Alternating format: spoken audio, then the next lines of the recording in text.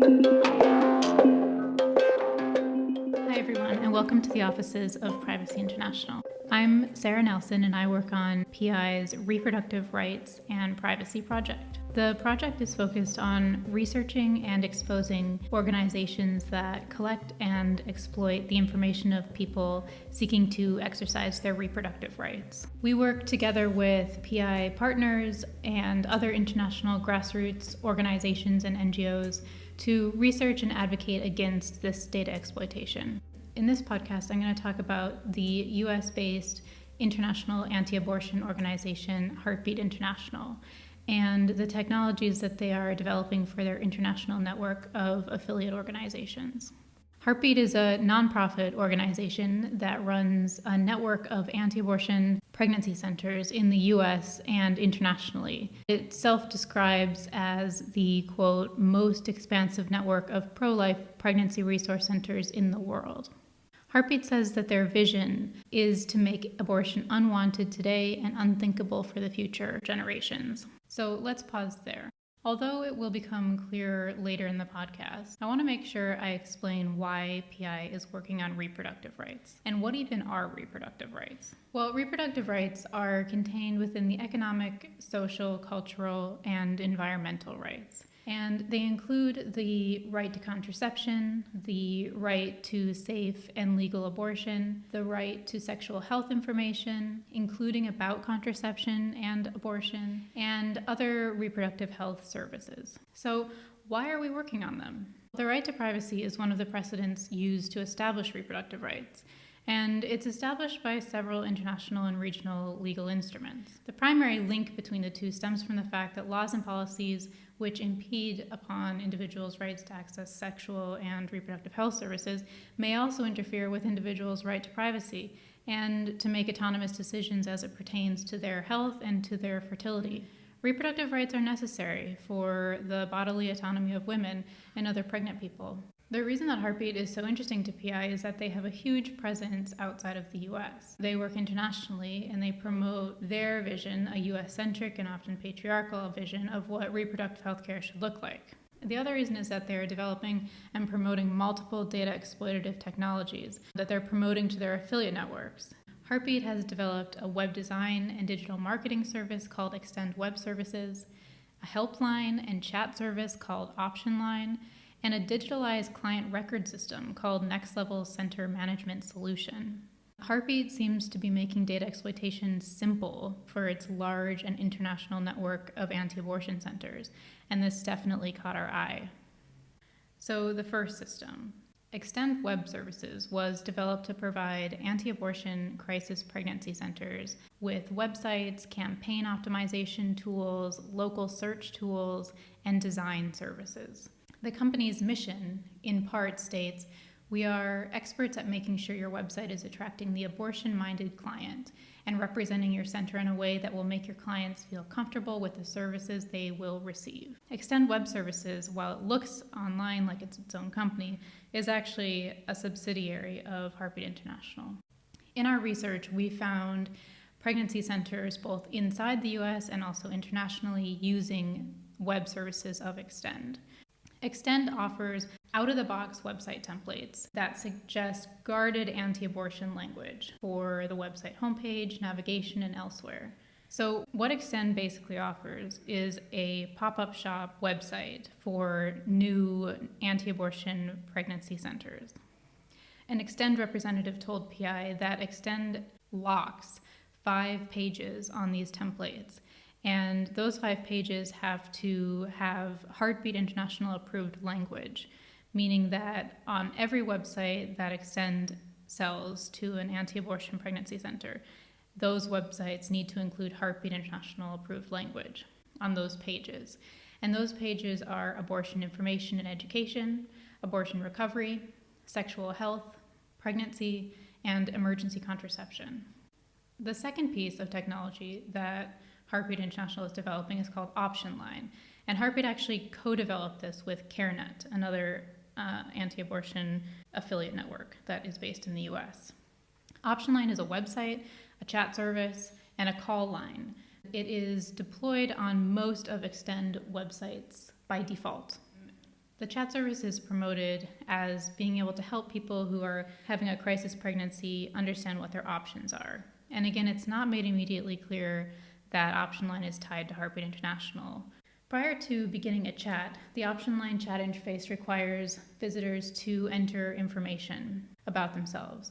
And this information is their name, demographic information, location information, as well as if someone is considering having an abortion.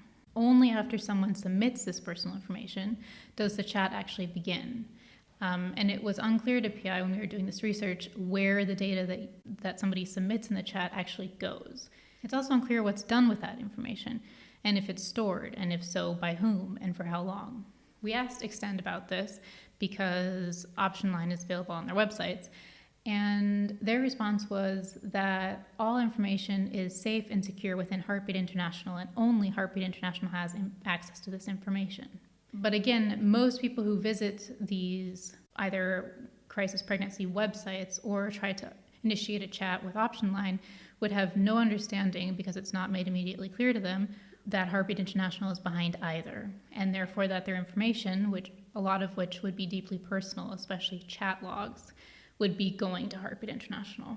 The other piece of technology that Heartbeat International is developing and promoting to their affiliates is what I would describe as a digital intake form. It's probably not clear to those visiting crisis pregnancy centers how the health and medical information that's collected from them when they visit those centers will be used or shared, especially though for those that are desperate for medical help or are in areas with a limited number of abortion clinics, or for those visiting a clinic where their first language isn't spoken. People are likely to provide whatever information is asked of them during a visit without question. In 2017, Heartbeat International unveiled the Next Level Center Management solution, and the system appears to unify what questions people are asked when seeking a center's help, and to centralize the information that visitors to anti-abortion centers are asked to provide during their visit. And what the form asks for is quite extensive. Things like name, address, email address, ethnicity, marital status, living arrangement, education, income source, alcohol, cigarette and drug intake, medications and medical history, sexual transmitted disease history, the name of the referring person or organization, pregnancy symptoms, pregnancy history, medical testing information, and eventually even ultrasound photos if the center is able to do those. Next Level markets the software as a system that, quote, makes seamless data collection possible for pregnancy centers. They say that it, quote, allows information to move from the receptionist to the client, from the client to the coach or mentor, and from the mentor to the nurse's office. And they visualize the system as data streams flowing from individual pregnancy centers to a centralized cloud. Next Level's privacy policy is extremely vague and does not provide information about who receives this information, who has access to it, how long it's stored, who it's shared with. The president of Heartbeat International, in an email to PI, said, quote, to improve our services and understand the changing needs of those we seek to serve, Heartbeat uses only aggregated and de-identified information to formulate and analyze trends. In 2018, Heartbeat reported that its affiliates had served 1.5 million people. Understanding how exactly the organization is de-identifying information, how they're storing this information, who they're sharing it with, and how long they're keeping it for is incredibly important. Are centers that work outside of the U.S. sending people's information to the U.S.? If so, what's done with that information and how is it used? Is it ever deleted? These are all things that Heartbeat should be able to answer, but so far has not. Privacy harms are a time-shifted risk. What at one point in your life might seem to be acceptable and harmless information that we're asked to provide may in the future be used against us in ways that we can't expect or prepare for. It's unclear how information collected from those visiting a crisis pregnancy center is combined, analyzed, and shared with other centers, organizations, and networks. People visiting crisis pregnancy centers, whether intentionally or not, are left unaware of how their personal information is being accessed, analyzed, stored, and shared. As people continue their lives after visiting a center, it remains unclear how the information they provided during their visit will continue to exist and be used.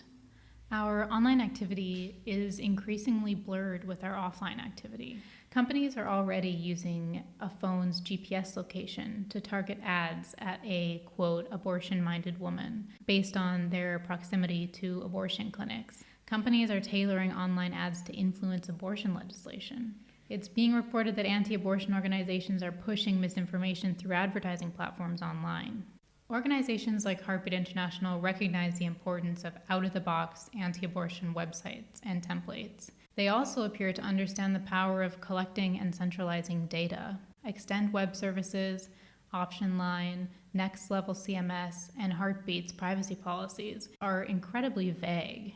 The data that these technologies collect could be highly valuable in understanding where and what messaging and which tactics are most effective to furthering Heartbeat's mission, as well as shaping the larger movement's political direction. The near total lack of transparency around how data is being used and shared by anti-abortion networks like Heartbeat International is incredibly worrying. This sort of data could be used in ways that those who provide it might not have anticipated or approve of, including in ways that could potentially undermine their reproductive rights.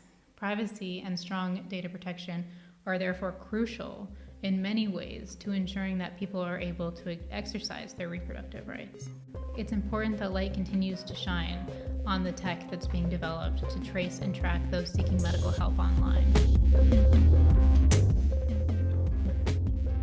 If you enjoyed this podcast, make sure to check out our work on reproductive rights and privacy on our website and our social media platforms. We're on Twitter at PrivacyInt, and we're on Facebook and Instagram, which are technically the same company, on Privacy International. We're also on YouTube.